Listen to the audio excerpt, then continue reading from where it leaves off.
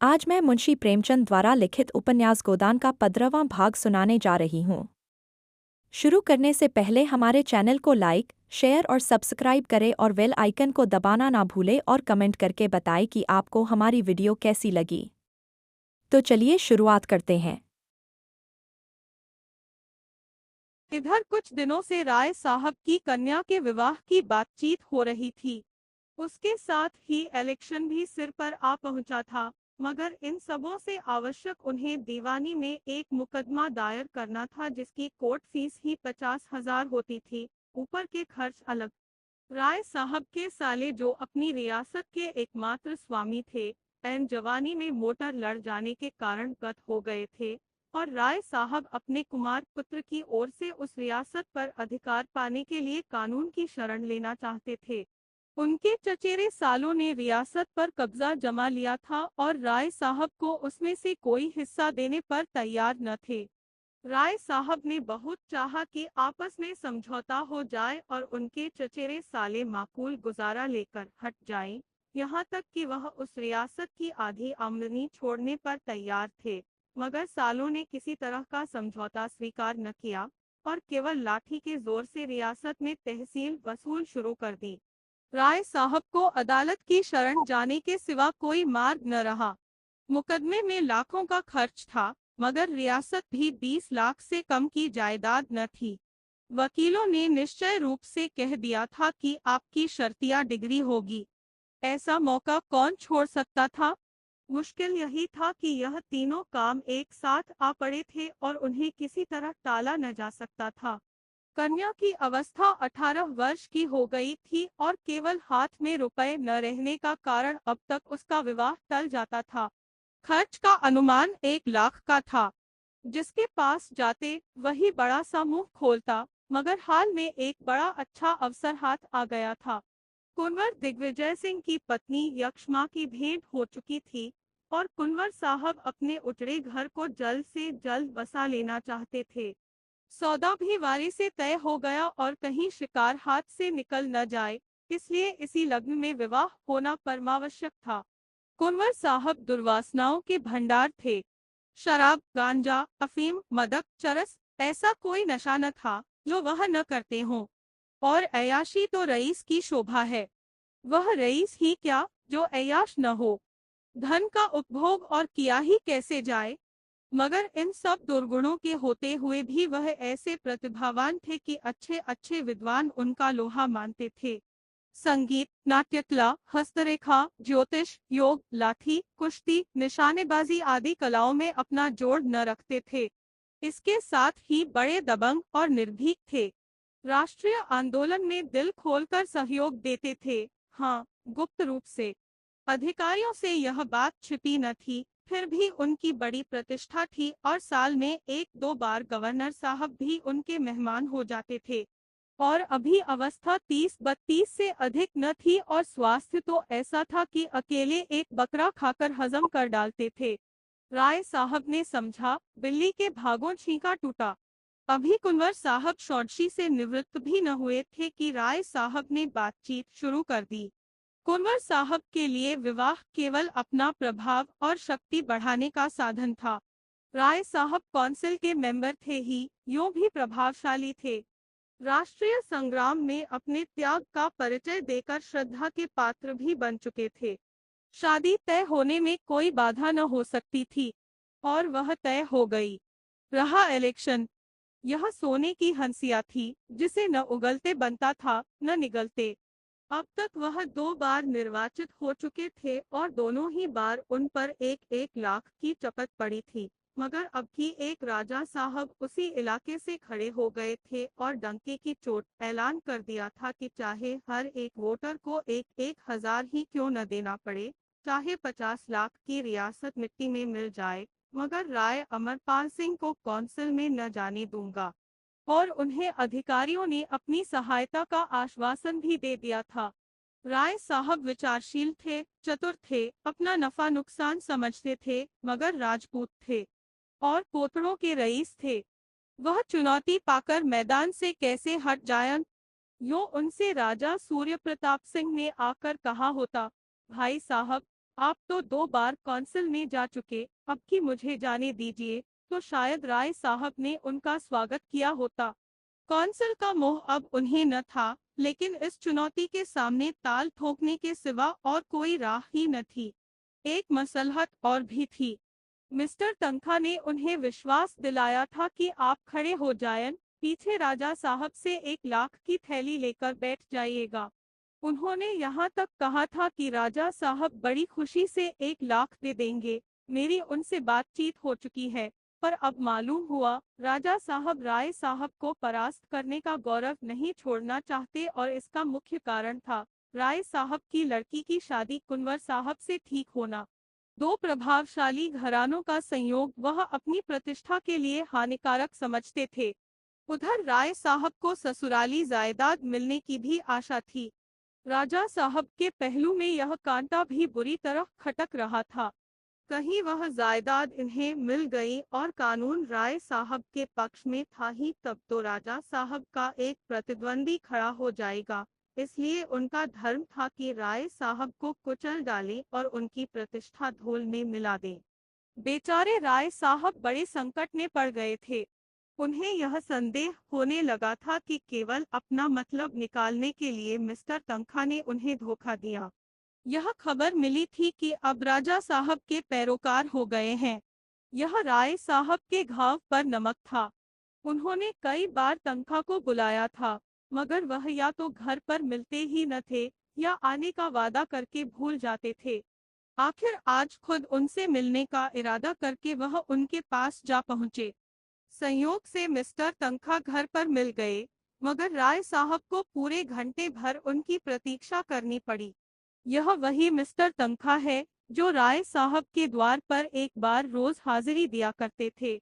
आज इतना मिजाज हो गया है, जले बैठे थे। ज्यों ही मिस्टर तनखा सजे सजाए, मुंह में सिगार दबाए कमरे में आए और हाथ बढ़ाया कि राय साहब ने बमगोला छोड़ दिया। मैं घंटे भर से यहाँ बैठा हुआ हूँ और आप निकलते निकलते अब निकले हैं। मैं इसे अपनी तौहीन समझता हूँ। मिस्टर तनखा ने एक सोफे पर बैठकर निश्चिंत भाव से धुआं उड़ाते हुए कहा, मुझे इसका खेद है। मैं एक जरूरी काम में लगा था। आपको फोन करके मुझसे समय ठीक कर लेना चाहिए था। आग में घी पड़ गया, मगर राय साहब ने क्रोध को दबाया। वह लड़ने न आए थे। इस अपमान को पी जाने का ही अवसर था। बोले, हाँ, यह गलती हुई। आजकल आपको बहुत कम फुर्सत रहती है, शायद। जी हाँ, बहुत कम, वरना मैं अवश्य आता।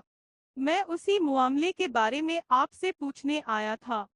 समझौता की तो कोई आशा नहीं मालूम होती। उधर तो जंग की तैयारियां बड़े जोरों से हो रही है। राजा साहब को तो आप जानते ही है, झक्कड़ आदमी है, पूरे सन की कोई न कोई धुन उन पर सवार रहती है। आजकल यही धुन है कि राय साहब को नीचा दिखाकर रहेंगे, और उन्हें जब एक धुन सवार हो जाती है तो फिर किसी की नहीं सुनते, चाहे कितना ही नुकसान उठाना पड़े। कोई 40 लाख का बोझ सिर पर है, फिर भी वही दमखम है, वही अलल्ले तलल्ले खर्च है। पैसे को तो कुछ समझते ही नहीं। नौकरों का वेतन 6 महीने से बाकी पड़ा हुआ है, मगर हीरा महल बन रहा है। संगमरमर का तो फर्श है। पच्चीकारी ऐसी हो रही है कि आंखें नहीं ठहरती। अफसरों के पास रोज डालियां जाती रहती है। सुना है कोई अंग्रेज मैनेजर रखने वाले हैं। फिर आपने कैसे कह दिया था कि आप कोई समझौता करा देंगे। मुझसे जो कुछ हो सकता था वह मैंने किया। इसके सिवा मैं और क्या कर सकता था। अगर कोई व्यक्ति अपने 2-4 लाख रुपए फूंकने ही पर तुला हुआ हो तो मेरा क्या बस।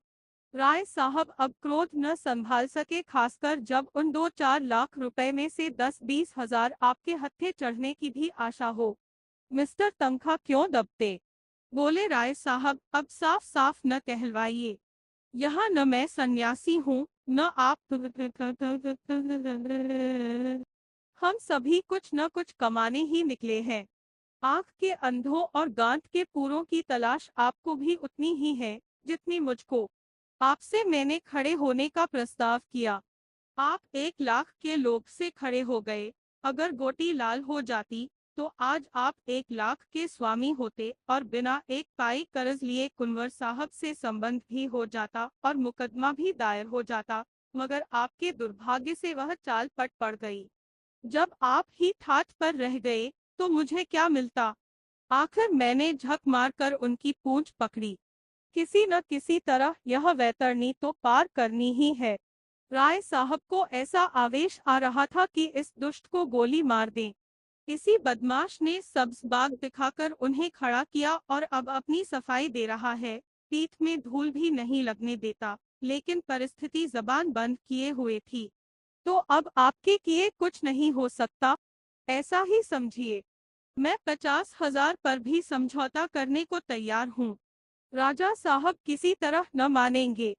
25,000 पर तो मान जाएंगे। कोई आशा नहीं। वह साफ कह चुके हैं। वह कह चुके हैं या आप कह रहे हैं? आप मुझे झूठा समझते हैं? राय साहब ने विनम्र स्वर में कहा, मैं आपको झूठा नहीं समझता, लेकिन इतना जरूर समझता हूँ कि आप चाहते तो मुआमला हो जाता। तो आपका ख्याल है मैंने समझौता नहीं होने दिया? नहीं, यह मेरा मतलब नहीं है।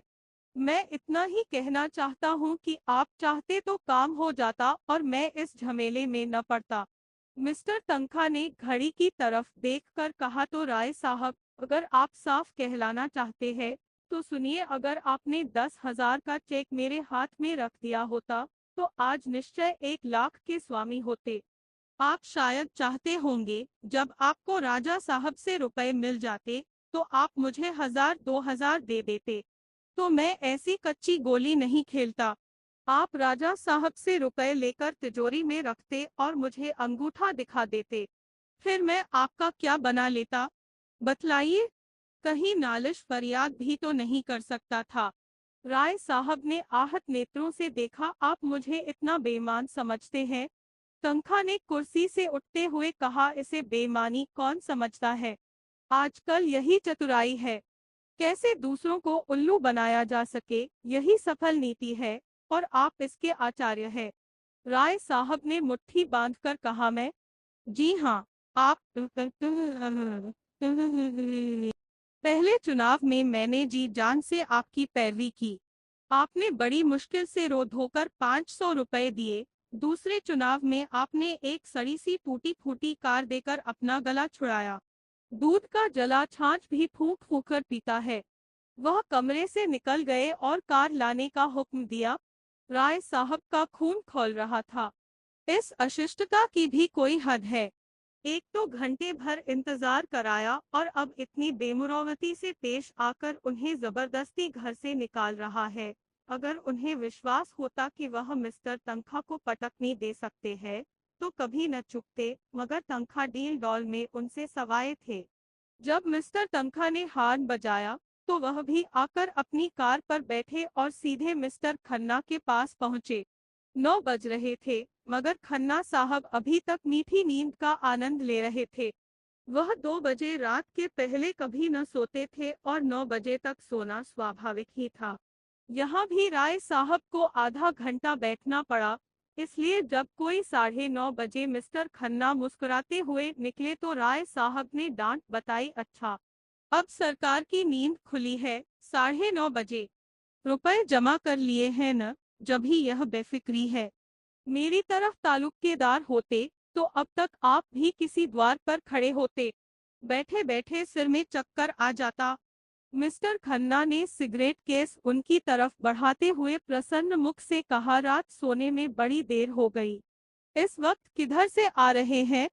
राय साहब ने थोड़े से शब्दों में अपनी सारी कठिनाइयां बयां कर दी। दिल में खन्ना को गालियां देते थे, जो उनका सहपाठी होकर भी सदैव उन्हें ठगने की फिक्र किया करता था, मगर मुंह पर उसकी खुशामद करते थे। खन्ना ने ऐसा भाव बनाया मानो उन्हें बड़ी चिंता हो गई है। बोले, मेरी तो सलाह है, आप इलेक्शन को गोली मारें और अपने सालों पर मुकदमा दायर कर दें। रही शादी, वह तो 3 दिन का तमाशा है, उसके पीछे ज़ेरबार होना मुनासिब नहीं। कुंवर साहब मेरे दोस्त है, लेन देन का कोई सवाल न उठने पाएगा। राय साहब ने व्यंग करके कहा, आप यह भूल जाते हैं मिस्टर खन्ना कि मैं बैंकर नहीं, ताल्लुकेदार हूँ। कुंवर साहब दहेज नहीं मांगते, उन्हें ईश्वर ने सब कुछ दिया है। लेकिन आप जानते हैं, यह मेरी अकेली लड़की है और उसकी माँ मर चुकी है। वह आज जिंदा होती तो शायद सारा घर लुटाकर भी उसे संतोष न होता।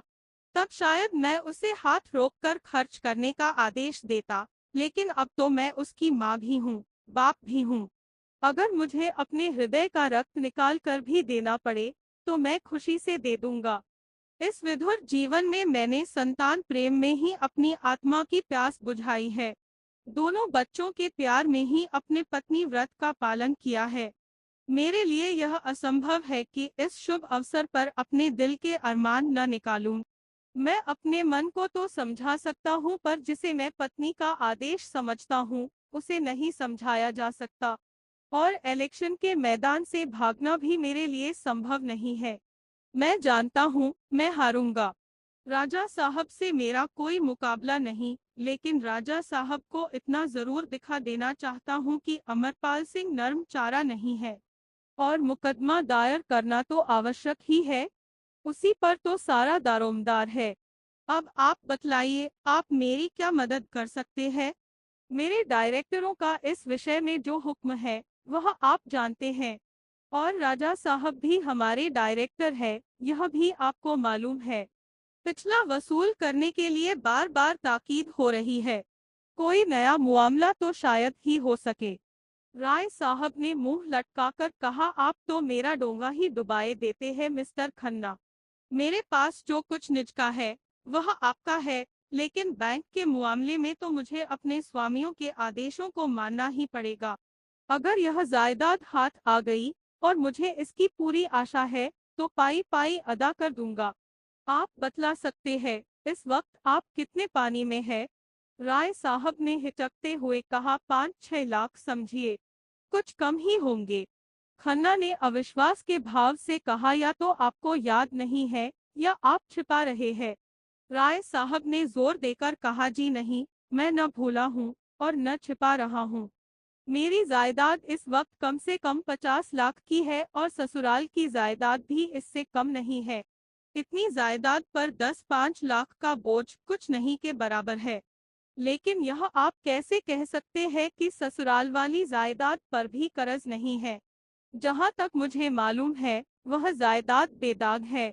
और मुझे यह सूचना मिली है कि उस जायदाद पर 10 लाख से कम का भार नहीं है।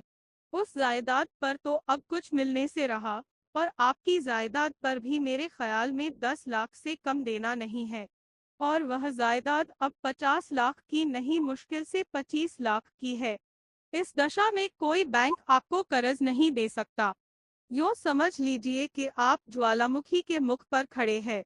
एक हल्की सी ठोकर आपको पाताल में पहुंचा सकती है। आपको इस मौके पर बहुत संभल कर चलना चाहिए। राय साहब ने उनका हाथ अपनी तरफ खींचकर कहा, यह सब मैं खूब समझता हूँ मित्रवर। लेकिन जीवन की ट्रेजेडी और इसके सिवा क्या है कि आपकी आत्मा जो काम करना नहीं चाहती, वही आपको करना पड़े। आपको इस मौके पर मेरे लिए कम से कम 2 लाख का इंतजाम करना पड़ेगा। खन्ना ने लंबी सांस लेकर कहा, माई गॉड, 2 लाख? असंभव, बिल्कुल असंभव। मैं तुम्हारे द्वार पर सर पटक कर प्राण दे दूंगा। खन्ना, इतना समझ लो, मैंने तुम्हारे ही भरोसे यह सारे प्रोग्राम बांधे हैं। अगर तुमने निराश कर दिया, तो शायद मुझे जहर खा लेना पड़े। मैं सूर्य प्रताप सिंह के सामने घुटने नहीं टेक सकता। कन्या का विवाह अभी 2-4 महीने टल सकता है। मुकदमा दायर करने के लिए अभी काफी वक्त है, लेकिन यह इलेक्शन सिर पर आ गया है, और मुझे सबसे बड़ी फिक्र यही है। खन्ना ने चकित होकर कहा, तो आप इलेक्शन में 2 लाख लगा देंगे? इलेक्शन का सवाल नहीं है भाई, यह इज्जत का सवाल है। क्या आपकी राय में मेरी इज्जत 2 लाख की भी नहीं? मेरी सारी रियासत बिक जाए, गम नहीं, मगर सूर्य प्रताप सिंह को मैं आसानी से विजय न पाने दूंगा। खन्ना ने 1 मिनट तक धुआं निकालने के बाद कहा, बैंक की जो स्थिति है वह मैंने आपको सामने रख दी। बैंक ने एक तरफ से लेन देन का काम बंद कर दिया है। मैं कोशिश करूंगा कि आपके साथ खास रियायत की जाए, लेकिन यह आप जानते हैं। पर मेरा कमीशन क्या रहेगा? मुझे आपके लिए खास तौर पर सिफारिश करनी पड़ेगी। राजा साहब का अन्य डायरेक्टरों पर कितना प्रभाव है, यह भी आप जानते हैं। मुझे उनके खिलाफ गुटबंदी करनी पड़ेगी। यूँ समझ लीजिए कि मेरी जिम्मेदारी पर ही मुआमला होगा। राय साहब का मुंह गिर गया। खन्ना उनके अंतरंग मित्रों में थे, साथ के पढ़े हुए, साथ के बैठने वाले, और यह उनसे कमीशन की आशा रखते हैं। इतने बेमुरव्वती। आखिर वह जो इतने दिनों से खन्ना की खुशामद करते हैं, वह किस दिन के लिए? बाग में फल निकले, शाक भाजी पैदा हो, सबसे पहले खन्ना के पास डाली भेजते हैं। कोई उत्सव हो, कोई जलसा हो, सबसे पहले खन्ना को निमंत्रण देते हैं। उसका यह जवाब हो। उदास मन से बोले, आपकी जो इच्छा हो, लेकिन मैं आपको अपना भाई समझता था। खन्ना ने कृतज्ञता के भाव से कहा, यह आपकी कृपा है। मैंने भी सदैव आपको अपना बड़ा भाई समझा है और अब भी समझता हूँ। कभी आपसे कोई पर्दा नहीं रखा, लेकिन व्यापार एक दूसरा क्षेत्र है। यहाँ कोई किसी का दोस्त नहीं, कोई किसी का भाई नहीं। जिस तरह मैं भाई के नाते आपसे यह नहीं कह सकता कि मुझे दूसरों से ज्यादा कमीशन दीजिए, उसी तरह आपको भी मेरे कमीशन में रियायत के लिए आग्रह न करना चाहिए। मैं आपको विश्वास दिलाता हूँ कि मैं जितनी रियायत आपके साथ कर सकता हूँ, उतना करूँगा। कल आप दफ्तर के वक्त आए और लिखा पढ़ी कर लें। बस बिजनेस खत्म। आपने कुछ और सुना? मेहता साहब आजकल मालती पर बेतरह रिझे हुए हैं। सारी फिलॉसफी निकल गई। दिन में एक दो बार जरूर हाजिरी दे आते हैं और शाम को अक्सर दोनों साथ साथ सैर करने निकलते हैं। यह तो मेरी ही शान थी कि कभी मालती के द्वार पर सलामी करने न गया। शायद अब उसी की कसर निकाल रही है। कहाँ तो यह हाल था कि जो कुछ है मिस्टर खन्ना है। कोई काम होता तो खन्ना के पास दौड़ी आती। जब रुपयों की जरूरत पड़ती तो खन्ना के नाम पुर्जा आता। और कहाँ अब मुझे देखकर मुंह फेर लेती हैं। मैंने खास उन्हीं के लिए फ्रांस से एक घड़ी मंगवाई थी। बड़े शौक से लेकर गया, मगर नहीं ली। अभी कल मेवों की डाली भेजी थी, कश्मीर से मंगवाए थे, वापस कर दी। मुझे तो आश्चर्य होता है कि आदमी इतनी जल्द कैसे इतना बदल जाता है। राय साहब मन में तो उनकी बेकदरी पर खुश हुए, पर सहानुभूति दिखाकर बोले, अगर यह भी मान लें कि मेहता से उसका प्रेम हो गया है, तो भी व्यवहार तोड़ने का कोई कारण नहीं है। खन्ना व्यथित स्वर में बोले, यही तो रंज है भाई साहब। यह तो मैं शुरू से जानता था, वह मेरे हाथ नहीं आ सकती। मैं आपसे सत्य कहता हूँ, मैं कभी इस धोखे में नहीं पड़ा कि मालती को मुझसे प्रेम है। प्रेम जैसी चीज उनसे मिल सकती है, इसकी मैंने कभी आशा ही नहीं की। मैं तो केवल उनके रूप का पुजारी था। सांप में विष है, यह जानते हुए भी हम उसे दूध पिलाते हैं।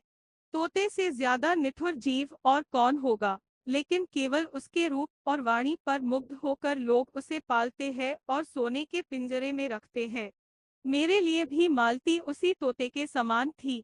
अफसोस यही है कि मैं पहले क्यों न चेत गया। इसके पीछे मैंने अपने हजारों रुपए बर्बाद कर दिए भाई साहब। जब उसका रुक्का पहुंचा, मैंने तुरंत रुपए भेजे। मेरी कार आज भी उसकी सवारी में है। उसके पीछे मैंने अपना घर चौपट कर दिया भाई साहब। हृदय में जितना रस था, वह उसर की ओर इतने वेग से दौड़ा कि दूसरी तरफ का उद्यान बिल्कुल सूखा रह गया। बरसों हो गए, मैंने गोविंदी से दिल खोलकर बात भी नहीं की। उसकी सेवा और स्नेह और त्याग से मुझे उसी तरह अरुचि हो गई थी, जैसे अजीर्ण के रोगी को मोहनभोग से हो जाती है। मालती मुझे उसी तरह नचाती थी, जैसे मदारी बंदर को नचाता है, और मैं खुशी से नाचता था। वह मेरा अपमान करती थी और मैं खुशी से हंसता था।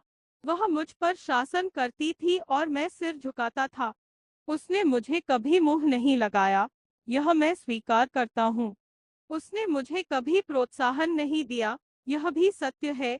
फिर भी मैं पतंग की भांति उसके मुखबीत पर प्राण देता था।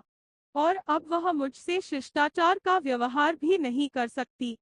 लेकिन भाई साहब, मैं कह देता हूँ कि खन्ना चुप बैठने वाला आदमी नहीं है। उसके पुर्जे मेरे पास सुरक्षित है, मैं उससे एक एक पाई वसूल कर लूंगा, और डॉक्टर मेहता को तो मैं लखनऊ से निकाल कर दम लूंगा, उनका रहना यहाँ असंभव कर दूंगा। उसी वक्त हार्न की आवाज आई और एक क्षण में मिस्टर मेहता आकर खड़े हो गए। गोरा चिट्टा रंग, स्वास्थ्य की लालिमा गालों पर चमकती हुई, नीचे अटकन, चूड़ीदार पाजामा, सुनहली ऐनक, सौम्यता के देवता से लगते थे। खन्ना ने उठकर हाथ मिलाया। आइए मिस्टर मेहता, आप ही का जिक्र हो रहा था। मेहता ने दोनों सज्जनों से हाथ मिलाकर कहा, बड़ी अच्छी साइट में घर से चला था कि आप दोनों साहबों से एक ही जगह भेंट हो गई। आपने शायद पत्रों में देखा होगा, यहाँ महिलाओं के लिए एक व्यायामशाला का आयोजन हो रहा है। मिस मालती उस कमेटी की सभानेत्री हैं। अनुमान किया गया है कि शाला में 2 लाख रुपए लगेंगे। नगर में उसकी कितनी जरूरत है, यह आप लोग मुझसे ज्यादा जानते हैं। मैं चाहता हूँ आप दोनों साहबों का नाम सबसे ऊपर हो। मिस मालती खुद आने वाली थी, पर आज उनके फादर की तबीयत अच्छी नहीं है, इसलिए न आ सकी। उन्होंने चंदे की सूची राय साहब के हाथ में रख दी। पहला नाम राजा सूर्य प्रताप सिंह का था, जिसके सामने 5,000 रुपए की रकम थी। उसके बाद कुंवर दिग्विजय सिंह के 3,000 रुपए थे। इसके बाद और कई रकमें इतनी या इससे कुछ कम थी। मालती ने 500 रुपए दिए थे और डॉक्टर मेहता ने 1,000 रुपए। राय साहब ने अप्रतिभ होकर कहा, कोई 40,000 तो आप लोगों ने फटकार लिए। मेहता ने गर्व से कहा, यह सब आप लोगों की दया है, और यह केवल 3 घंटों का परिश्रम है। राजा सूर्य प्रताप सिंह ने शायद ही किसी सार्वजनिक कार्य में भाग लिया हो, पर आज तो उन्होंने बेकहे सुने चेक लिख दिया। देश में जागृति है, जनता किसी भी शुभ काम में सहयोग देने को तैयार है। केवल उसे विश्वास होना चाहिए कि उसके दान का सद्व्यय होगा। आपसे तो मुझे बड़ी आशा है, मिस्टर खन्ना।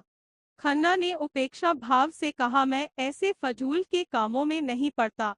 न जाने आप लोग पश्चिम की गुलामी में कहाँ तक जाएंगे। यूं ही महिलाओं को घर से अरुचि हो रही है। व्यायाम की धुन सवार हो गई तो वह कहीं की न रहेंगी। जो औरत घर का काम करती है, उसके लिए किसी व्यायाम की जरूरत नहीं, और जो घर का कोई काम नहीं करती और केवल भोग विलास में रत है, उसके व्यायाम के लिए चंदा देना मैं अधर्म समझता हूँ। मेहता जरा भी निरुत्साह न हुए। ऐसी दशा में मैं आपसे कुछ मांगूंगा भी नहीं। जिस आयोजन में हमें विश्वास न हो, उसमें किसी तरह की मदद देना वास्तव में अधर्म है। आप तो मिस्टर खन्ना से सहमत नहीं है राय साहब। राय साहब गहरी चिंता में डूबे हुए थे।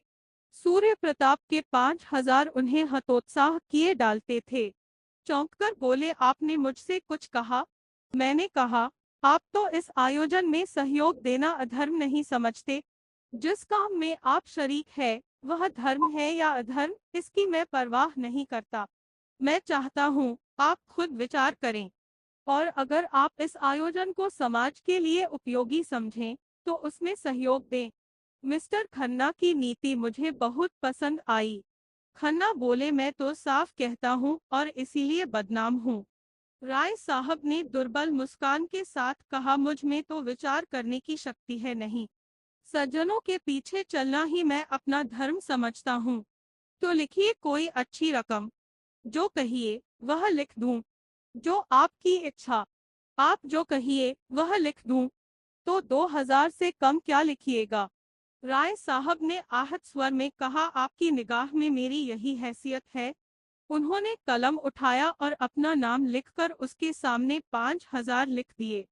मेहता ने सूची उनके हाथ से ले ली, मगर उन्हें इतनी ग्लानि हुई कि राय साहब को धन्यवाद देना भी भूल गए। राय साहब को चंदे की सूची दिखाकर उन्होंने बड़ा अनर्थ किया। यह शूल उन्हें व्यथित करने लगा।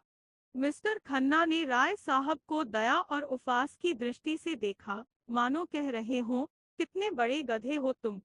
सहसा मेहता राय साहब के गले लिपट गए और उन्मुक्त कंठ से बोले, थ्री चेयर्स फ्रेंड साहिब, एटाइपी हिप हुर्रे। खन्ना ने खिसियाकर कहा, यह लोग राजे महराजे ठहरे, यह इन कामों में दान न दें तो कौन दे। मेहता बोले, मैं तो आपको राजाओं का राजा समझता हूँ। आप उन पर शासन करते हैं, उनकी कोठी आपके हाथ में है। राय साहब प्रसन्न हो गए। यह आपने बड़े मार्के की बात कही मेहता जी। हम नाम के राजा है, असली राजा तो हमारे बैंकर है। मेहता ने खन्ना की खुशामद का पहलू अख्तियार किया। मुझे आपसे कोई शिकायत नहीं है खन्ना जी। आप अभी इस काम में नहीं शरीक होना चाहते, न सही, लेकिन कभी न कभी जरूर आएंगे। लक्ष्मीपतियों की बदौलत ही हमारी बड़ी बड़ी संस्थाएं चलती है। राष्ट्रीय आंदोलन को 2-3 साल तक किसने इतनी धूमधाम से चलाया? इतनी धर्मशालाएं और पाठशालाएं कौन बनवा रहा है? आज संसार का शासन सूत्र बैंकरों के हाथ में है। सरकार उनके हाथ का खिलौना है।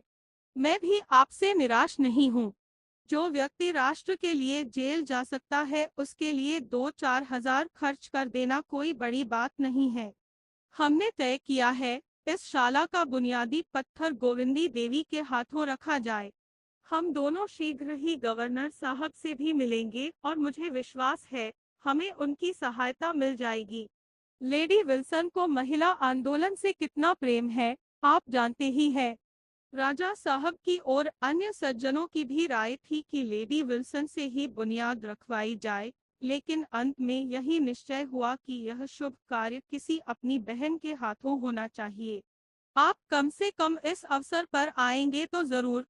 खन्ना ने उपहास किया। हाँ, जब लाई विल्सन आएंगे तो मेरा पहुंचना जरूरी ही है। इस तरह आप बहुत से रईसों को फांस लेंगे। आप लोगों को लटके खूब सूझते हैं, और हमारे रईस है भी इस लायक। उन्हें उल्लू बनाकर ही मोड़ा जा सकता है। जब धन जरूरत से ज्यादा हो जाता है तो अपने लिए निकाल का मार्ग खोजता है। यो न निकल पाएगा तो जुए में जाएगा, घुड़दौड़ में जाएगा, ईंट पत्थर में जाएगा, या अय्याशी में जाएगा। 11 का अमल था। खन्ना साहब के दफ्तर का समय आ गया। मेहता चले गए। राय साहब भी उठे कि खन्ना ने उनका हाथ पकड़कर बैठा लिया। नहीं, आप जरा बैठिए। आप देख रहे हैं, मेहता ने मुझे इस बुरी तरह फांसा है कि निकलने का कोई रास्ता ही नहीं रहा। गोविंदी से बुनियाद का पत्थर रखवाएंगे। ऐसी दशा में मेरा अलग रहना हास्यास्पद है या नहीं? गोविंदी कैसे राजी हो गई, मेरी समझ में नहीं आता, और मालती ने कैसे उसे सहन कर लिया, यह समझना और भी कठिन है। आपका क्या ख्याल है, इसमें कोई रहस्य है या नहीं? राय साहब ने आत्मीयता जताई। ऐसे मामले में स्त्री को हमेशा पुरुष से सलाह ले लेनी चाहिए। खन्ना ने राय साहब को धन्यवाद की आंखों से देखा। इन्हीं बातों पर गोविंदी से मेरा जी जलता है, और उस पर मुझी को लोग बुरा कहते हैं। आप ही सोचिए, मुझे इन झगड़ों से क्या मतलब? इनमें तो वह पड़े जिसके पास फालतू रुपए हो, फालतू समय हो और नाम की हवस हो। होना यही है कि 2-4 महाशय सेक्रेटरी और अंडर सेक्रेटरी और प्रधान और उप प्रधान बनकर अफसरों को दावतें देंगे, उनके कृपापात्र बनेंगे और यूनिवर्सिटी की छोकरियों को जमा करके बिहार करेंगे। व्यायाम तो केवल दिखाने के दांत है। ऐसी संस्था में हमेशा यही होता है और यही होगा, और उल्लू बनेंगे हम और हमारे भाई, जो धनी कहलाते हैं, और यह सब गोविंदी के कारण। वह एक बार कुर्सी से उठे, फिर बैठ गए। गोविंदी के प्रति उनका क्रोध प्रचंड होता जाता था। उन्होंने दोनों हाथ से सिर को संभालकर कहा, मैं नहीं समझता मुझे क्या करना चाहिए। राय साहब ने ठकुर सोहाती की कुछ नहीं, आप गोविंदी देवी से साफ कह दें, तुम मेहता को इनकारी खत लिख दो, छुट्टी हुई। मैं तो लाग डांट में फंस गया। आप क्यों फंसे? खन्ना ने एक क्षण इस प्रस्ताव पर विचार करके कहा, माइनस, लेकिन सोचिए कितना मुश्किल काम है। लेडी विल्सन से इसका जिक्र आ चुका होगा, सारे शहर में खबर फैल गई होगी, और शायद आज पत्रों में भी निकल जाए। यह सब मालती की शरारत है। उसी ने मुझे जलील करने का यह ढंग निकाला है। हाँ, मालूम तो यही होता है। वह मुझे जलील करना चाहती है। आप शिलान्यास के एक दिन पहले बाहर चले जाइएगा। मुश्किल है राय साहब, कहीं मुंह दिखाने की जगह न रहेगी। उस दिन तो मुझे हैजा भी हो जाए तो वहां जाना पड़ेगा। राय साहब आशा बांधे हुए कल आने का वादा करके ज्यों ही निकले कि खन्ना ने अंदर जाकर गोविंदी को आड़े हाथों लिया। तुमने इस व्यायामशाला की नींव रखना क्यों स्वीकार किया? गोविंदी कैसे कहे कि यह सम्मान पाकर वह मन में कितनी प्रसन्न हो रही थी, उस अवसर के लिए कितने मनोनियोग से अपना भाषण लिख रही थी और कितनी ओजभरी कविता रची थी। उसने दिल में समझा था, यह प्रस्ताव स्वीकार करके वह खन्ना को प्रसन्न कर देगी। उसका सम्मान तो उसके पति ही का सम्मान है। खन्ना को इसमें कोई आपत्ति हो सकती है, इसकी उसने कल्पना भी न की थी। इधर कई दिन से पति को कुछ सदै देखकर उसका मन बढ़ने लगा था। वह अपने भाषण से और अपनी कविता से लोगों को मुग्ध कर देने का स्वप्न देख रही थी। यह प्रश्न सुना और खन्ना की मुद्रा देखी तो उसकी छाती धक धक करने लगी। अपराधी की भांति बोली, डॉक्टर मेहता ने आग्रह किया तो मैंने स्वीकार कर लिया। डॉक्टर मेहता तुम्हें कुएं में गिरने को कहें तो शायद इतनी खुशी से न तैयार होगी। गोविंदी की जबान बंद। तुम्हें जब ईश्वर ने बुद्धि नहीं दी तो क्यों मुझसे नहीं पूछ लिया? मेहता और मालती दोनों यह चाल चलकर मुझसे 2-4 हजार ऐंठने की फिक्र में है और मैंने ठान लिया है कि कौड़ी भी न दूंगा। तुम आज ही मेहता को इनकारी खत लिख दो। गोविंदी ने एक क्षण सोचकर कहा, तो तुम ही लिख दो न। मैं क्यों लिखूं? बात की तुमने, लिखूं मैं? डॉक्टर साहब कारण पूछेंगे तो क्या बताऊंगी? बताना अपना सिर और क्या। मैं इस व्यभिचारशाला को एक धेली भी नहीं देना चाहता। तो तुम्हें देने को कौन कहता है? खन्ना ने होठ चबाकर कहा, कैसी बेसमझी की सी बातें करती हो। तुम वहां नींव रखोगी और कुछ दोगी नहीं तो संसार क्या कहेगा? गोविंदी ने जैसे संगीन की नोक पर कहा, अच्छी बात है, लिख दूंगी। आज ही लिखना होगा। कह तो दिया लिखूंगी। खन्ना बाहर आए और डाक देखने लगे। उन्हें दफ्तर जाने में देर हो जाती थी तो चपरासी घर पर ही डाक दे जाता था। शक्कर तेज हो गई है। खन्ना का चेहरा खिल उठा। दूसरी चिट्ठी खोली। ऊख की दर नियत करने के लिए जो कमेटी बैठी थी उसने तय कर लिया कि ऐसा नियंत्रण नहीं किया जा सकता। धत तेरी की। वह पहले यही बात कह रहे थे, पर इस अग्निहोत्री ने गुल मचाकर जबरदस्ती कमेटी बैठाई। आखिर बचा के मुंह पर थप्पड़ लगा। यह मिलवालों और किसानों के बीच का मामला है। सरकार इसमें दखल देने वाली कौन? सहसा मिस मालती कार से उतरी। कमल की भांति खिली, दीपक की भांति दमकती, स्फूर्ति और उल्लास की प्रतिमा सी निशंक निर्द्वंद्व, मानो उसे विश्वास है कि संसार में उसके लिए आदर और सुख का द्वार खुला हुआ है। खन्ना ने बरामदे में आकर अभिवादन किया। मालती ने पूछा, क्या यहाँ मेहता आए थे? हाँ, आए तो थे। कुछ कहा? कहाँ जा रहे हैं? यह तो कुछ नहीं कहा। जाने कहाँ डुबकी लगा गए। मैं चारों तरफ घूम आई। आपने व्यायामशाला के लिए कितना दिया? खन्ना ने अपराधी स्वर में कहा, मैंने इस मामले को समझा ही नहीं। मालती ने बड़ी बड़ी आंखों से उन्हें तरेरा, मानो सोच रही हो कि उन पर दया करे या रोष। इसमें समझने की क्या बात थी, और समझ लेते आगे पीछे, इस वक्त तो कुछ देने की बात थी। मैंने मेहता को ठेल कर यहाँ भेजा था। बेचारे डर रहे थे कि आप न जाने क्या जवाब दें। आपकी इस कंजूसी का क्या फल होगा, आप जानते हैं। यहाँ के व्यापारी समाज से कुछ न मिलेगा। आपने शायद मुझे अपमानित करने का निश्चय कर लिया है। सबकी सलाह थी कि लेडी विल्सन बुनियाद रखें।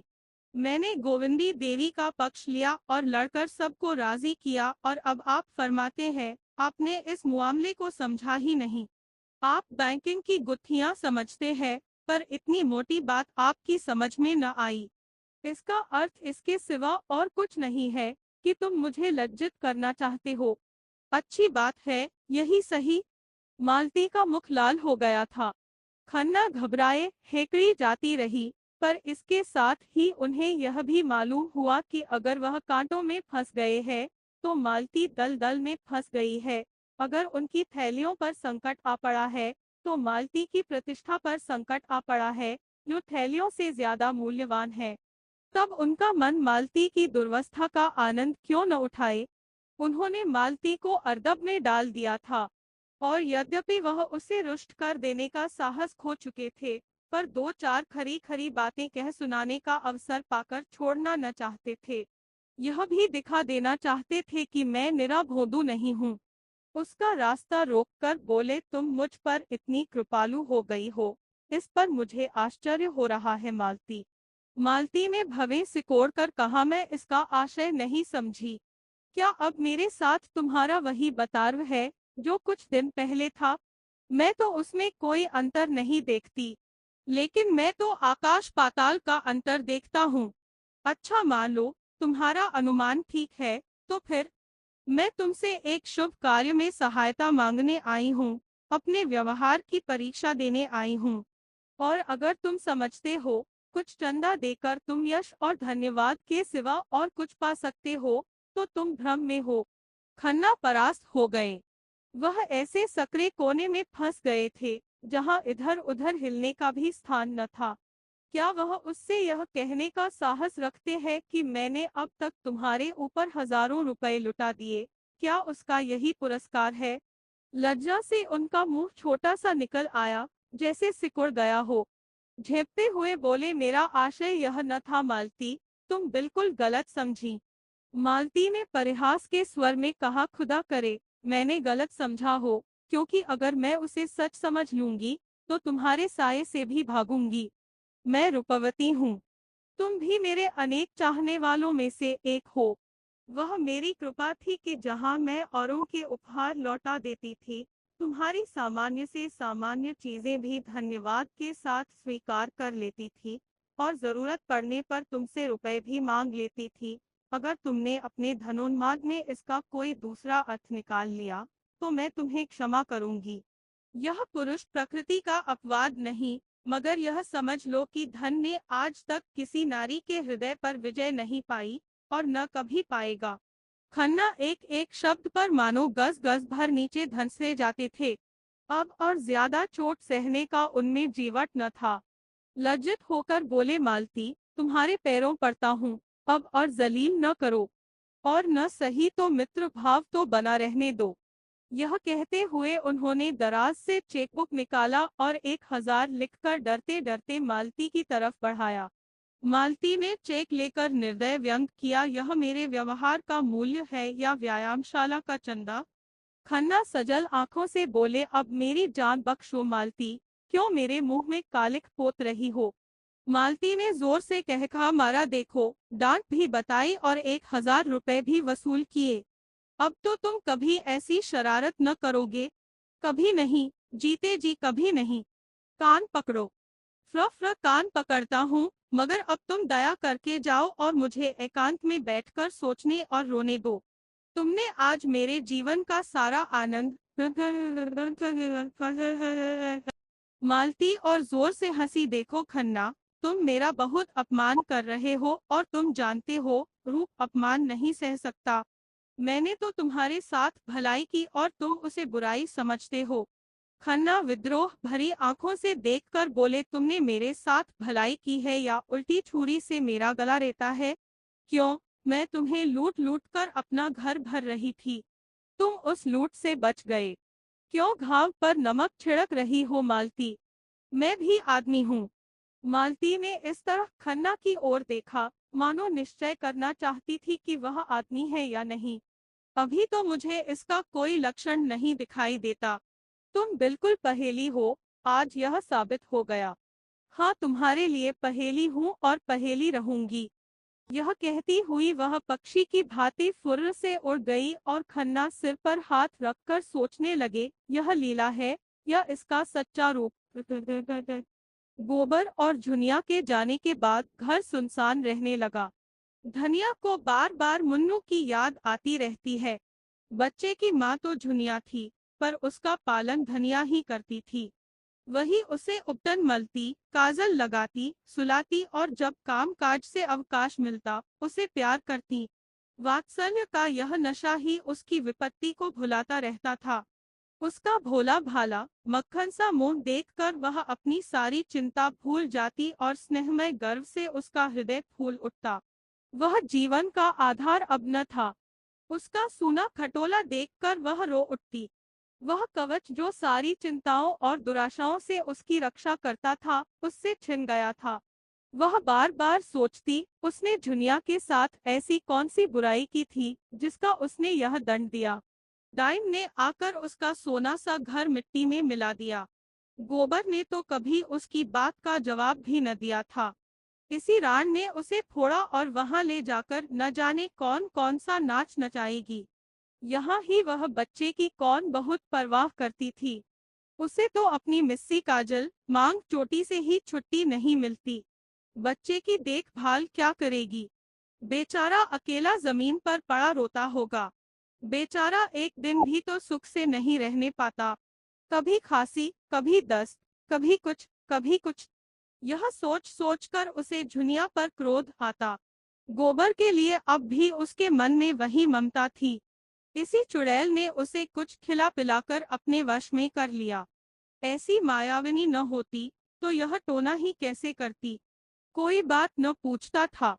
भौजाइयों की लातें खाती थी। यह भुग्गा मिल गया तो आज रानी हो गई।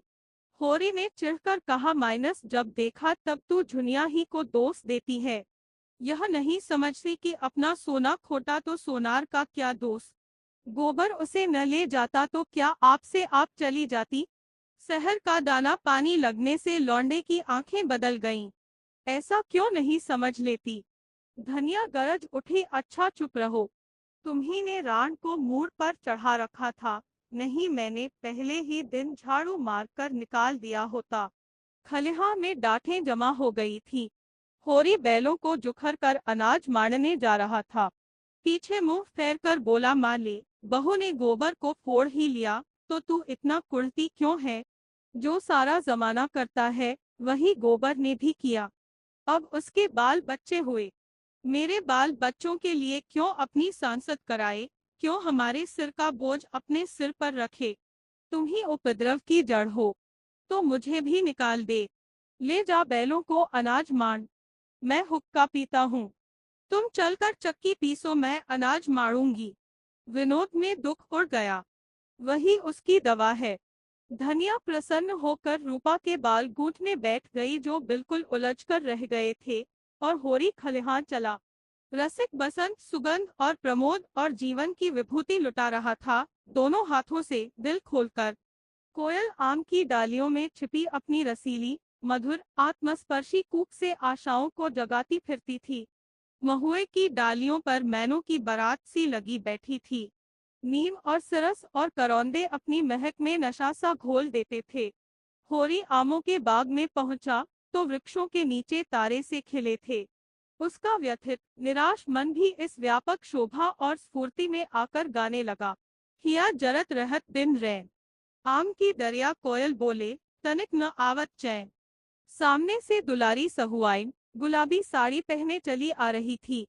पाँव में मोटे चांदी के कड़े थे, गले में मोटी सोने की हंसली। चेहरा सूखा हुआ पर दिल हरा। एक समय था जब होरी खेत खलिहान में उसे छेड़ा करता था। वह भाभी थी, होरी देवर था, इस नाते से दोनों में विनोद होता रहता था। जब से साहजी मर गए, दुलारी ने घर से निकलना छोड़ दिया। सारे दिन दुकान पर बैठी रहती थी और वहीं वे सारे गांव की खबर लगाती रहती थी। कहीं आपस में झगड़ा हो जाए, सहुआइन वहां बीच बचाव करने के लिए अवश्य पहुंचेगी। आने रुपए सूद से कम पर रुपए उधार न देती थी। और यद्यपि सूद के लोभ में मूल भी हाथ न आता था जो रुपए लेता, खाकर बैठ रहता, मगर उसके ब्याज का दर ज्यों का त्यों बना रहता था। बेचारी कैसे वसूल करे। नालिश फरियाद करने से रही, थाना पुलिस करने से रही, केवल जीभ का बल था। पर ज्यों ज्यों उम्र के साथ जीभ की तेजी बदलती जाती थी, उसकी काट घटती जाती थी। अब उसकी गालियों पर लोग हंस देते थे और मजाक में कहते, क्या करेगी रुपए लेकर काकी, साथ तो एक कौड़ी भी न ले जा सकेगी। गरीब को खिला पिलाकर जितनी असीस मिल सके ले ले, यही परलोक में काम आएगा। और दुलारी परलोक के नाम से जलती थी। होरी ने छेड़ा, आज तो भाभी तुम सचमुच जवान लगती हो। सहुआइन मगन होकर बोली, आज मंगल का दिन है, नजर न लगा देना। इसी मारे मैं कुछ पहनती ओढ़ती नहीं। घर से निकली तो सभी घूरने लगते हैं, जैसे कभी कोई महरिया देखी न हो। पटेश्वरी लाला की पुरानी बाँ अभी तक नहीं छूटी। होरी ठिठक गया। बड़ा मनोरंजक प्रसंग छिड़ गया था। बैल आगे निकल गए। वह तो आजकल बड़े भगत हो गए हैं।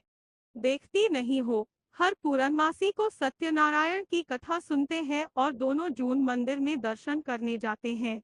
ऐसे लंपट जितने होते हैं, सभी बूढ़े होकर भगत बन जाते हैं। कुकर्म का पराश्चित तो करना ही पड़ता है। पूछो, मैं अब बुढ़िया हुई, मुझसे क्या हंसी। तुम अभी बुढ़िया कैसे हो गई भाभी? मुझे तो अब भी। अच्छा चुप ही रहना, नहीं 150 गाली दूंगी। लड़का परदेस कमाने लगा, एक दिन नेवता भी न खिलाया। सेंत मेत में भाभी बताने को तैयार। मुझसे कसम ले लो भाभी, जो मैंने उसकी कमाई का एक पैसा भी छुआ हो। न जाने क्या लाया, कहाँ खर्च किया, मुझे कुछ भी पता नहीं। बस एक जोड़ा धोती और एक पगड़ी मेरे हाथ लगी। अच्छा कमाने तो लगा, आज नहीं कल घर संभालेगा ही। भगवान उसे सुखी रखे। हमारे रुपए भी थोड़ा थोड़ा देते चलो, सूद ही तो बढ़ रहा है। तुम्हारी एक एक पाई दूंगा भाभी, हाथ में पैसे आने दो। और खा ही जाएंगे, तो कोई बाहर के तो नहीं है तो तुम्हारे ही। सहुआइन ऐसी विनोद भरी चापलूसियों से निरस्त्र हो जाती थी। मुस्कुराती हुई अपनी राह चली गई। होरी लपककर बैलों के पास पहुंच गया और उन्हें पौर में डालकर चक्कर देने लगा। सारे गांव का यही एक खलिहान था। कहीं मड़ाई हो रही थी, कोई अनाज ओसा रहा था, कोई गल्ला तौल रहा था। नाई, बारी, बढ़ई, लोहार, पुरोहित, भाट, भिखारी सभी अपने अपने जेवरे लेने के लिए जमा हो गए थे। एक पेड़ के नीचे झिंगुरी सिंह खाट पर बैठे अपनी सवाई उगाह रहे थे। कई बनिए खड़े गल्ले का भाव ताव कर रहे थे। सारे खलिहान में मंडी की सी रौनक थी। एक खटकिन बेर और मकोई बेच रही थी और एक खोचे वाला तेल के सेव और जलेबियां लिए फिर रहा था। पंडित दातादीन भी होरी से अनाज बंटवाने के लिए आ पहुंचे थे और झिंगुरी सिंह के साथ खाट पर बैठे थे। दातादीन ने सुरती मलते हुए कहा, कुछ सुना? सरकार भी महाजनों से कह रही है कि सूद का दर घटा दो, नहीं डिग्री न मिलेगी। झिंगुरी तमाकू फाक कर बोले, पंडित मैं तो एक बात जानता हूँ। तुम्हें गरज पड़ेगी तो 100 बार हमसे रुपए उधार लेने आओगे और हम जो ब्याज चाहेंगे लेंगे। सरकार अगर असामियों को रुपए उधार देने का कोई बंदोबस्त न करेगी तो हमें इस कानून से कुछ न होगा। हम दर कम लिखाएंगे, लेकिन 100 में 25 पहले ही काट लेंगे। इसमें सरकार क्या कर सकती है? यह तो ठीक है, लेकिन सरकार भी इन बातों को खूब समझती है। इसकी भी कोई रोक निकालेगी, देख लेना। इसकी कोई रोक हो ही नहीं सकती। अच्छा, अगर वह शर्त कर दे, जब तक स्टाम्प पर गांव के मुखिया या कारिंदा के दस्तखत न होंगे, वह पक्का न होगा, तब क्या करोगे? असामी को 100 बार गरज होगी, मुखिया को हाथ पांव जोड़ के लाएगा और दस्तखत कराएगा। हम तो एक चौथाई काट ही लेंगे। और जो फंस जाओ। जाली हिसाब लिखा और गए 14 साल को। झिंगुरी सिंह जोर से हंसा, तुम क्या कहते हो पंडित? क्या तब संसार बदल जाएगा? कानून और न्याय उसका है जिसके पास पैसा है। कानून तो है कि महाजन किसी असामी के साथ कड़ाई न करे, कोई जमींदार किसी काश्तकार के साथ सख्ती न करे, मगर होता क्या है? रोज ही देखते हो। जमींदार मुसक बंधवा के पिटवाता है और महाजन लात और जूते से बात करता है। जो किसान कोढ़ा है, उससे न जमींदार बोलता है न महाजन। ऐसे आदमियों से हम मिल जाते हैं और उनकी मदद से दूसरे आदमियों की गर्दन दबाते हैं। तुम्हारे ही ऊपर राय साहब के 500 रुपए निकलते हैं, लेकिन नोखेराम में है इतनी हिम्मत कि तुमसे कुछ बोले। वह जानते हैं तुमसे मेल करने ही में उनका हित है। असामी में इतना बूता है कि रोज अदालत दौड़े। सारा कारोबार इसी तरह चला जाएगा जैसे चल रहा है। कचहरी अदालत उसी के साथ है जिसके पास पैसा है। हम लोगों को घबराने की कोई बात नहीं। यह कहकर उन्होंने खलिहान का एक चक्कर लगाया और फिर आकर खाट पर बैठते हुए बोले, हाँ, मतई के ब्याह का क्या हुआ? हमारी सलाह तो है कि उसका ब्याह कर डालो। अब तो बड़ी बदनामी हो रही है। दाता दीन को जैसे ततैया ने काट खाया। इस आलोचना का क्या आशय था, वह खूब समझते थे। गर्म होकर बोले, पीठ पीछे आदमी जो चाहे बके, हमारे मुंह पर कोई कुछ कहे तो उसकी मूछें उखाड़ लूं। कोई हमारी तरह नेमी बन तो ले। कितनों को जानता हूँ जो कभी संध्या बंदन नहीं करते, न उन्हें धर्म से मतलब, न कर्म से, न कथा से मतलब, न पुराण से। वह भी अपने को ब्राह्मण कहते हैं। हमारे ऊपर क्या हंसेगा कोई, जिसने अपने जीवन में एक एकादशी भी नागा नहीं की, कभी बिना स्नान पूजन किए मुंह में पानी नहीं डाला। नेम का निभाना कठिन है। कोई बता दे कि हमने कभी बाजार की कोई चीज खाई हो या किसी दूसरे के हाथ का पानी पिया हो, तो उसकी टांग की राह निकल जाऊं। सिलिया हमारी चौखट नहीं लांघने पाती। चौखट, बर्तन भाड़े छूना तो दूसरी बात है।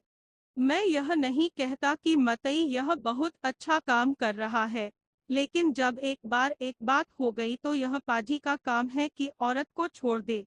मैं तो खुल्लम खुल्ला कहता हूँ, इसमें छिपाने की कोई बात नहीं। स्त्री जाति पवित्र है। दातादीन अपनी जवानी में स्वयं बड़े रसिया रह चुके थे, लेकिन अपने नेम धर्म से कभी नहीं चुके। मातादीन भी सुयोग्य पुत्र की भांति उन्हीं के पद चिन्हों पर चल रहा था। धर्म का मूल तत्व है पूजा पाठ, कथाव्रत और चौका चूल्हा। जब पिता पुत्र दोनों ही मूल तत्व को पकड़े हुए हैं, तो किसकी मजाल है कि उन्हें पथ भ्रष्ट कह सके। चिंगुरी सिंह ने कायल होकर कहा, मैंने तो भाई जो सुना था वह तुमसे कह दिया। दातादीन ने महाभारत और पुराणों से ब्राह्मणों द्वारा अन्य जातियों की कन्याओं के ग्रहण किए जाने की एक लंबी सूची पेश की और यह सिद्ध कर दिया कि उनसे जो संतान हुई वह ब्राह्मण कहलाई और आजकल के जो ब्राह्मण है वह उन्हीं संतानों की संतान है। यह प्रथा आदिकाल से चली आई है और इसमें कोई लज्जा की बात नहीं। झिंगुरी सिंह उनके पांडित्य पर मुग्ध होकर बोले, तब क्यों आजकल लोग वाजपेयी और सुकुल बने फिरते हैं? समय समय की प्रथा है और क्या। किसी में उतना तेज तो हो, विष खाकर उसे पचाना तो चाहिए। वह सतयुग की बात थी, सतयुग के साथ गई। अब तो अपना निबाह बिरादरी के साथ मिलकर रहने में है, मगर करूं क्या, कोई लड़की वाला आता ही नहीं। तुमसे भी कहा, औरों से भी कहा, कोई नहीं सुनता तो मैं क्या लड़की बनाऊं। झिंगुरी सिंह ने डांटा, झूठ मत बोलो पंडित, मैं दो आदमियों को फांस फूस कर लाया, मगर तुम मुंह फैलाने लगे तो दोनों कान खड़े करके निकल भागे। आखिर किस बिरते पर 1500 मांगते हो तुम? 10 बीघे खेत और भीख के सिवा तुम्हारे पास और क्या है? दातादीन के अभिमान को चोट लगी। दाढ़ी पर हाथ फेरकर बोले, पास कुछ न सही, मैं भीख ही मांगता हूँ, लेकिन मैंने अपनी लड़कियों के ब्याह में 500 दिए हैं, फिर लड़के के लिए 500 क्यों न मांगूं? किसी ने सेंत मेत में मेरी लड़की ब्याह ली होती तो मैं भी सेंत में लड़का ब्याह लेता। रही हैसियत की बात, तुम जजमानी को भीख समझो, मैं तो उसे जमींदारी समझता हूँ। बंकघर, जमींदारी मिट जाए, बंकघर टूट जाए, लेकिन जजमानी अंत तक बनी रहेगी। जब तक हिंदू जाति रहेगी तब तक ब्राह्मण भी रहेंगे और जजमानी भी रहेगी। सहालग में मजे से घर बैठे 100-200 फटकार लेते हैं। कभी भाग लड़ गया तो 400-500 मार लिया। कपड़े, बर्तन, भोजन अलग, कहीं न कहीं नित ही कार परोजन पड़ा ही रहता है। कुछ न मिले तब भी 1-2 थाल और 2-4 आने दक्षिणा मिल ही जाते हैं। ऐसा चैन न जमींदारी में है न साहूकारी में। और फिर मेरा तो सिलिया से जितना उबार होता है उतना ब्राह्मण की कन्या से क्या होगा? वह तो बहुरिया बनी बैठी रहेगी। बहुत होगा रोटियां पका देगी। यहाँ सिलिया अकेली 3 आदमियों का काम करती है और मैं उसे रोटी के सिवा और क्या देता हूँ? बहुत हुआ तो साल में एक धोती दे दी। दूसरे पेड़ के नीचे दातादीन का निजी पैरा था। 4 बैलों से मड़ाई हो रही थी। धन्ना चमार बैलों को हाँक रहा था। सिलिया पैरे से अनाज निकाल निकाल कर ओसा रही थी और मातादीन दूसरी ओर बैठा अपनी लाठी में तेल मल रहा था। सिलिया सांवली सलोनी छरहरी बालिका थी जो रूपवती न होकर भी आकर्षक थी। उसके हास में, चितवन में, अंगों के विलास में हर्ष का उन्माद था, जिससे उसकी बोटी बोटी नाचती रहती थी। सिर से पांव तक भूसे के अणुओं में सनी, पसीने से तर, सिर के बाल आधे खुले, वह दौड़ दौड़ कर अनाज ओसा रही थी, मानो तन मन से कोई खेल खेल रही हो। माता दीन ने कहा, आज सांझ तक नाच बाकी न रहे सिलिया, तू थक गई हो तो मैं आऊं। सिलिया प्रसन्न मुख बोली, तुम काहे को आओगे पंडित, मैं संझा तक सब ओसा दूंगी। अच्छा, तो मैं अनाज डो डो कर रख आऊं, तू अकेली क्या क्या कर लेगी, तुम घबराते क्यों हो, मैं ओसा भी दूंगी, डोकर रख भी आऊंगी। पहर रात तक यहाँ एक दाना भी न रहेगा। दुलारी सहुआइन आज अपना लहना वसूल करती फिरती थी। सिलिया उसकी दुकान से होली के दिन 2 पैसे का गुलाबी रंग लाई थी। अभी तक पैसे न दिए थे। सिलिया के पास आकर बोली, क्यों री सिलिया, महीना भर रंग लाए हो गया, अभी तक पैसे नहीं दिए। मांगती हूँ तो मटक कर चली जाती हैं। आज मैं बिना पैसा लिए न जाऊंगी। माता दीन चुपके से सरक गया था। सिलिया का तन और मन दोनों लेकर भी बदले में कुछ न देना चाहता था। सिलिया अब उसकी निगाह में केवल काम करने की मशीन थी और कुछ नहीं। उसकी ममता को वह बड़े कौशल से नचाता रहता था। सिलिया ने आंख उठाकर देखा तो मातादीन वहां न था। बोली, चिल्लाओ मत सहुआइन, यह ले लो, 2 की जगह 4 पैसे का अनाज। अब क्या जान लेगी, मैं मरी थोड़े ही जाती थी। उसने अंदाज से कोई सेर भर अनाज ढेर में से निकालकर सहुआइन के फैले हुए अंचल में डाल दिया। उसी वक्त मातादीन पेड़ की आड़ से झल्लाया हुआ निकला और सहुआइन का अंचल पकड़कर बोला, अनाज सीधे से रख दो सहुआइन, लूट नहीं है। फिर उसने लाल लाल आंखों से सिलिया को देखकर डांटा, तूने अनाज क्यों दे दिया, किससे पूछ कर दिया, तू कौन होती है मेरा अनाज देने वाली। सहुआइन ने अनाज ढेर में डाल दिया और सिलिया हक्का बक्का होकर मातादीन का मुंह देखने लगी। ऐसा जान पड़ा, जिस डाल पर वह निश्चिंत बैठी हुई थी, वह टूट गई और अब वह निराधार नीचे गिरी जा रही है। खिसियाए हुए मुंह से, आंखों में आंसू भरकर सहुआइन से बोली, तुम्हारे पैसे मैं फिर दे दूंगी सहुआइन, आज मुझ पर दया करो। सहुआइन ने उसे दयार्द्र नेत्रों से देखा और मातादीन को धिक्कार भरी आंखों से देखती हुई चली गई। तब सिलिया ने अनाज ओसाते हुए आहत गर्व से पूछा, तुम्हारी चीज में मेरा कुछ अख्तियार नहीं है। मातादीन आंखें निकालकर बोला, नहीं, तुझे कोई अख्तियार नहीं है। काम करती है, खाती है, जो तू चाहे कि खा भी, लुटा भी, तो यह यहाँ न होगा। अगर तुझे यहाँ न पड़ता पड़ता हो, कहीं और जाकर काम कर। मजूरों की कमी नहीं है, सेत में नहीं लेते, खाना कपड़ा देते हैं। सिलिया ने उस पक्षी की भांति, जिसे मालिक ने पर काट कर पिंजरे से निकाल दिया हो, मातादीन की ओर देखा। उस चितवन में वेदना अधिक थी या भत्सना, यह कहना कठिन है, पर उसी पक्षी की भांति उसका मन फड़फड़ा रहा था और ऊंची डाल पर उन्मुक्त वायुमंडल में उड़ने की शक्ति न पाकर उसी पिंजरे में जा बैठना चाहता था, चाहे उसे बेदाना बेपानी पिंजरे की तीलियों से सिर टकराकर मर ही क्यों न जाना पड़े। सिलिया सोच रही थी, अब उसके लिए दूसरा कौन सा ठौर है। वह ब्याहता न होकर भी संस्कार में और व्यवहार में और मनोभावना में ब्याहता थी, और अब मातादीन चाहे उसे मारे या काटे, उसे दूसरा आश्रय नहीं है, दूसरा अवलंब नहीं है। उसे वह दिन याद आए और अभी 2 साल भी तो नहीं हुए जब यही मातादीन उसके तलवे सहलाता था, जब उसने जनेऊ हाथ में लेकर कहा था, सिलिया, जब तक दम में दम है, तुझे ब्याहता की तरह रखूंगा। जब वह प्रेमातुर होकर हार में और बाग में और नदी के तट पर उसके पीछे पीछे पागलों की भांति फिरा करता था, और आज उसका यह निष्ठुर व्यवहार। मुट्ठी भर अनाज के लिए उसका पानी उतार लिया। उसने कोई जवाब न दिया। कंठ में नमक के एक दले का सा अनुभव करती हुई, आहत हृदय और शिथिल हाथों से फिर काम करने लगी। उसी वक्त उसकी माँ, बाप, दोनों भाई और कई अन्य चमारों ने न जाने किधर से आकर मातादीन को घेर लिया। सिलिया की माँ ने आते ही उसके हाथ से अनाज की टोकरी छीनकर फेंक दी और गाली देकर बोली, राण, जब तुझे मजदूरी ही करनी थी तो घर की मजूरी छोड़कर यहाँ क्या करने आई? जब ब्राह्मण के साथ रहती है तो ब्राह्मण की तरह रह। सारी बिरादरी की नाक कटवाकर भी चमारिन ही बनना था, तो यहाँ क्या घी का लोदा लेने आई थी? चुल्लू भर पानी में डूब नहीं मरती। झिंगुरी सिंह और दातादीन दोनों दौड़े और चमारों के बदले हुए तेवर देखकर उन्हें शांत करने की चेष्टा करने लगे। झिंगुरी सिंह ने सिलिया के बाप से पूछा, क्या बात है चौधरी, किस बात का झगड़ा है? सिलिया का बाप हरखू 60 साल का बूढ़ा था, काला, दुबला, सूखी मिर्च की तरह पिचका हुआ, पर उतना ही तीक्ष्ण। बोला, झगड़ा कुछ नहीं है ठाकुर, हम आज या तो माता दीन को चमार बना के छोड़ेंगे या उनका और अपना रकत एक कर देंगे। सिलिया कन्या जात है, किसी न किसी के घर जाएगी ही।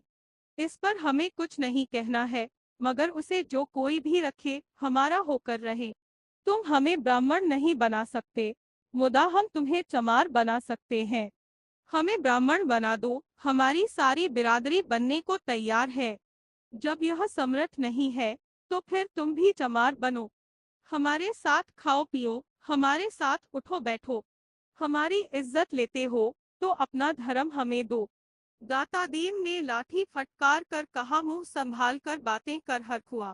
तेरी बिटिया वह खड़ी है, ले जा जहाँ चाहे। हमने उसे बांध नहीं रखा है। काम करती थी, मजूरी लेती थी। यहाँ मजूरों की कमी नहीं है। सिलिया की मान उंगली चमकाकर बोली, वाह वाह पंडित, खूब नियाव करते हो।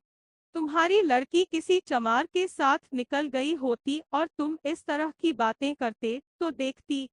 हम चमार है इसलिए हमारी कोई इज्जत ही नहीं। हम सिलिया को अकेले न ले जाएंगे, उसके साथ माता दीन को भी ले जाएंगे, जिसने उसकी इज्जत बिगाड़ी है। तुम बड़े नेमी धर्मी हो, उसके साथ सोओगे लेकिन उसके हाथ का पानी न पियोगे। यही चुड़ैल है कि यह सब सहती है। मैं तो ऐसे आदमी को माहुर दे देती। हरखू ने अपने साथियों को ललकारा, सुन ली इन लोगों की बात की नहीं। अब क्या खड़े मुंह ताकते हो? इतना सुनना था कि दो चमारों ने लपककर माता दीन के हाथ पकड़ लिए। तीसरे ने झपट कर उसका जनेऊ तोड़ डाला और इसके पहले के दाता दीन और झिंगुरी सिंह अपनी अपनी लाठी संभाल सके, दो चमारों ने माता दीन के मुंह में एक बड़ी सी हड्डी का टुकड़ा डाल दिया। माता दीन ने दांत जकड़ लिए, फिर भी वह घिनौनी वस्तु उनके ओठों में तो लग ही गई। उन्हें मतली हुई और मुंह आप से आप खुल गया और हड्डी कंठ तक जा पहुंची। इतने में खलिहान के सारे आदमी जमा हो गए, पर आश्चर्य यह कि कोई इन धर्म के लुटेरों से मुजाहिम न हुआ। माता दीन का व्यवहार सभी को नापसंद था। वह गांव की बहू बेटियों को घूरा करता था, इसलिए मन में सभी उसकी दुर्गति से प्रसन्न थे। हाँ, ऊपरी मन से लोग चमारों पर रोब जमा रहे थे। होरी ने कहा, अच्छा अब बहुत हुआ हरखू, भला चाहते हो तो यहाँ से चले जाओ। हरखू ने निडरता से उत्तर दिया, तुम्हारे घर में भी लड़कियां हैं होरी महतो, इतना समझ लो। इस तरह गांव की मर्जाद बिगड़ने लगी तो किसी की आबरू न बचेगी। एक क्षण में शत्रु पर पूरी विजय पाकर आक्रमणकारियों ने वहां से टल जाना ही उचित समझा। जनमत बदलते देर नहीं लगती, उससे बचे रहना ही अच्छा है। माता दीन कह कर रहा था। दाता दीन ने उसकी पीठ सहलाते हुए कहा, एक एक को 5-5 साल के लिए न भेजवाया तो कहना 5-5 साल तक चक्की पिसवाऊंगा। हरखू ने हेकड़ी के साथ जवाब दिया, इसका यहाँ कोई गम नहीं। कौन तुम्हारी तरह बैठे मौज करते हैं? जहाँ काम करेंगे वहीं आधा पेट दाना मिल जाएगा। माता दीन कह कर चुकने के बाद निर्जीव सा जमीन पर लेट गया, मानो कमर टूट गई हो, मानो डूब मरने के लिए चुल्लू भर पानी खोज रहा हो। जिस मर्यादा के बल पर उसकी रसिकता और घमंड और पुरुषार्थ अकड़ता फिरता था, वह मिट चुकी थी। उस हड्डी के टुकड़े ने उसके मुंह को ही नहीं, उसकी आत्मा को भी अपवित्र कर दिया था। उसका धर्म इसी खापान छूत विचार पर टिका हुआ था। आज उस धर्म की जड़ कट गई।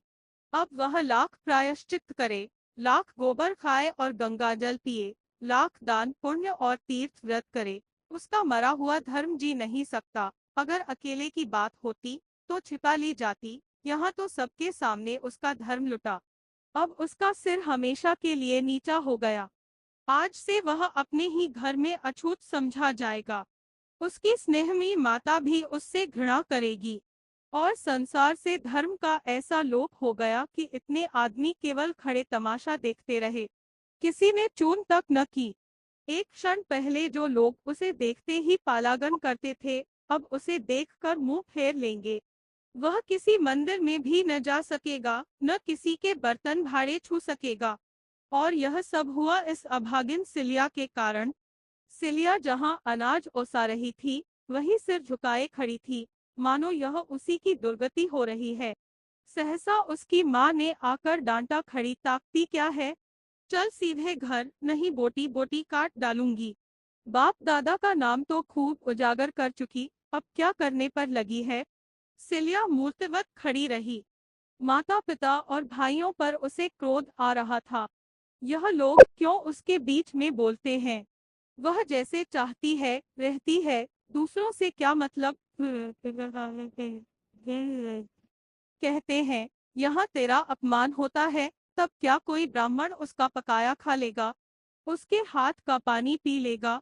अभी जरा देर पहले उसका मन दातादीन के निठुर व्यवहार से खिन्न हो रहा था, पर अपने घरवालों और बिरादरी के इस अत्याचार ने उस विराग को प्रचंड अनुराग का रूप दे दिया। विद्रोह भरे मन से बोली, मैं कहीं न जाऊंगी। तू क्या यहाँ भी मुझे जीने न देगी। बुढ़िया ककश स्वर में बोली, तू न चलेगी। नहीं, चल सीधे से। नहीं जाती। तुरंत दोनों भाइयों ने उसके हाथ पकड़ लिए और उसे घसीटते हुए ले चले। सिलिया जमीन पर बैठ गई। भाइयों ने इस पर भी न छोड़ा, घसीटते ही रहे। उसकी साड़ी फट गई, पीठ और कमर की खाल छिल गई, पर वह जाने पर राजी न हुई।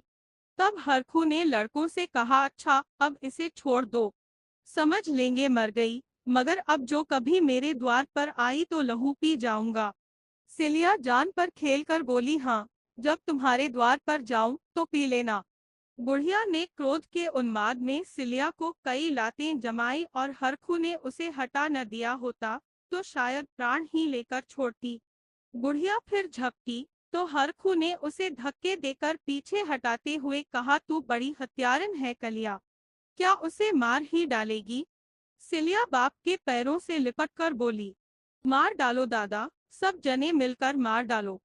हाय अम्मान, तुम इतनी निर्दयी हो, इसीलिए दूध पिलाकर पाला था, सौर में ही क्यों न गला घोंट दिया। हाय, मेरे पीछे पंडित को भी तुमने भ्रष्ट कर दिया, उसका धर्म लेकर तुम्हें क्या मिला। अब तो वह भी मुझे न पूछेगा, लेकिन पूछे न पूछे रहूंगी तो उसी के साथ। वह मुझे चाहे भूखों रखे चाहे मार डाले, पर उसका साथ न छोड़ूंगी। उनकी सांसद करा के छोड़ दूं, मर जाऊंगी पर हरजाई न बनूंगी। एक बार जिसने बाह पकड़ ली उसी की रहूंगी। कलिया ने ओठ चबाकर कहा, जाने दो रान को, समझती है वह इसका निबाह करेगा, मगर आज ही मारकर भगा न दे तो मुंह न दिखाऊं। भाइयों को भी दया आ गई। सिलिया को वहीं छोड़कर सबके सब चले गए। तब वह धीरे से उठकर लंगड़ाती कराहती खलिहान में आकर बैठ गई और अंचल में मुंह डाबकर रोने लगी। दातादीन ने जुलाहे का गुस्सा दाढ़ी पर उतारा, उनके साथ चली क्यों नहीं गई रे सिलिया, अब क्या करवाने पर लगी हुई है, मेरा सत्यानाश करा के भी पेट नहीं भरा। सिलिया ने आंसू भरी आंखें ऊपर उठाई, उनमें तेज की झलक थी। उनके साथ क्यों जाऊं, जिसने बाह पकड़ी है उसके साथ रहूंगी।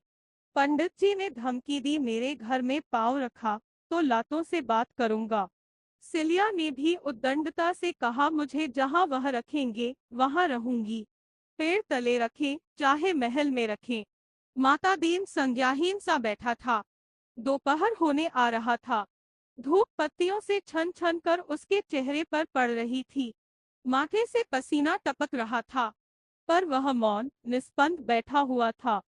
सहसा जैसे उसने होश में आकर कहा, मेरे लिए अब क्या कहते हो दादा? दातादीन ने उसके सिर पर हाथ रखकर ढाढ़स देते हुए कहा, तुम्हारे लिए अभी मैं क्या कहूँ बेटा? चलकर नहाओ, खाओ, फिर पंडितों की जैसी व्यवस्था होगी वैसा किया जाएगा। हाँ, एक बात है, सिलिया को त्यागना पड़ेगा। माता दीन ने सिलिया की ओर रक्त भरे नेत्रों से देखा, मैं अब उसका कभी मुंह न देखूंगा, लेकिन पराश्चित हो जाने पर फिर तो कोई दोष न रहेगा। पराश्चित हो जाने पर कोई दोष पाप नहीं रहता। तो आज ही पंडितों के पास जाओ। आज ही जाऊंगा बेटा। लेकिन पंडित लोग कहें कि इसका पराश्चित नहीं हो सकता, तब उनकी जैसी इच्छा। तो तुम मुझे घर से निकाल दोगे? दातादीन ने पुत्र स्नेह से विह्वल होकर कहा, ऐसा कहीं हो सकता है बेटा? धन जाए, धर्म जाए, लोक मर्जाद जाए, पर तुम्हें नहीं छोड़ सकता। माता दीन ने लकड़ी उठाई और बाप के पीछे पीछे घर चला। सिलिया भी उठी और लंगड़ाती हुई उसके पीछे हो ली। माता दीन ने पीछे फिरकर निर्मम स्वर में कहा, मेरे साथ मत आ। मेरा तुझसे कोई वास्ता नहीं। इतनी सांसत करवा के भी तेरा पेट नहीं भरता। सिलिया ने धृष्टता के साथ उसका हाथ पकड़कर कहा, वास्ता कैसे नहीं है? इसी गांव में तुमसे धनी, तुमसे सुंदर, तुमसे इज्जतदार लोग हैं। मैं उनका हाथ क्यों नहीं पकड़ती? तुम्हारी यह दुर्दशा ही आज क्यों हुई? जो रस्सी तुम्हारे गले में पड़ गई है, उसे तुम लाख चाहो नहीं छोड़ सकते। और न मैं तुम्हें छोड़कर कहीं जाऊंगी। मजूरी करूंगी, भीख मांगूंगी, लेकिन तुम्हें न छोड़ूंगी। यह कहते हुए उसने माता दीन का हाथ छोड़ दिया और फिर खलिहान में जाकर अनाज ओसाने लगी। होरी अभी तक वहां अनाज मांड रहा था। धनिया उसे भोजन करने के लिए बुलाने आई थी। होरी ने बैलों को पैर से बाहर निकालकर एक पेड़ में बांध दिया और सिलिया से बोला, तू भी जा खा पी आ सिलिया। धनिया यहाँ बैठी है। तेरी पीठ पर की साड़ी तो लहू से रंग गई है रे। कहीं घाव पक न जाए। तेरे घरवाले बड़े निर्दयी है। सिलिया ने उसकी ओर करुण नेत्रों से देखा, यहाँ निर्दयी कौन नहीं है दादा? मैंने तो किसी को दयावान नहीं पाया। क्या कहा पंडित ने? कहते हैं मेरा तुमसे कोई वास्ता नहीं। अच्छा, ऐसा कहते हैं। समझते होंगे इस तरह अपने मुंह की लाली रख लेंगे, लेकिन जिस बात को दुनिया जानती है उसे कैसे छिपा लेंगे? मेरी रोटियां भारी है, न दें। मेरे लिए क्या? मजूरी अब भी करती हूँ, तब भी करूंगी। सोने को हाथ भर जगह तुम्ही से मांगूंगी तो क्या तुम न दोगे? धनिया दयार्द्र होकर बोली, जगह की कौन कमी है बेटी, तू चल मेरे घर रह। होरी ने कातर स्वर में कहा, बुलाती तो है, लेकिन पंडित को जानती नहीं। धनिया ने निर्भीक स्वर में कहा, बिगड़ेंगे तो एक रोटी बेसी खा लेंगे, और क्या करेंगे? कोई उनकी दबेल हूँ। उसकी इज्जत ली, बिरादरी से निकलवाया, अब कहते हैं मेरा तुझसे कोई वास्ता नहीं। आदमी है कि कसाई? यह उसी नियत का आज फल मिला है। पहले नहीं सोच लिया था, तब तो बिहार करते रहे। अब कहते हैं मुझसे कौन वास्ता? होरी के विचार में धनिया गलती कर रही थी। सिलिया के घर वालों ने मतई को कितना बेधर्म कर दिया, यह कोई अच्छा काम नहीं किया। सिलिया को चाहे मार कर ले जाते, चाहे दुलार कर ले जाते, वह उनकी लड़की है। मतई को क्यों बेधर्म किया? धनिया ने फटकार बताई, माइनस अच्छा रहने दो, बड़े न्यायी बने हो। मर्द मर्द सब एक होते हैं। इसको मतई ने बेधर्म किया तब तो किसी को बुरा न लगा। अब जो मतई बेधर्म हो गए तो क्यों बुरा लगता है? क्या सिलिया का धर्म धर्म ही नहीं? रखी तो चमारिन उस पर नेमी धर्मी बनते हैं। बड़ा अच्छा किया हरखू चौधरी ने। ऐसे गुंडों की यही सजा है। तू चल सिलिया मेरे घर। न जाने कैसे बेदर्द मां बाप है कि बेचारी की सारी पीठ लहूलुहान कर दी। तुम जाके सोना को भेज दो, मैं इसे लेकर आती हूँ। होरी घर चला गया और सिलिया धनिया के पैरों पर गिरकर रोने लगी।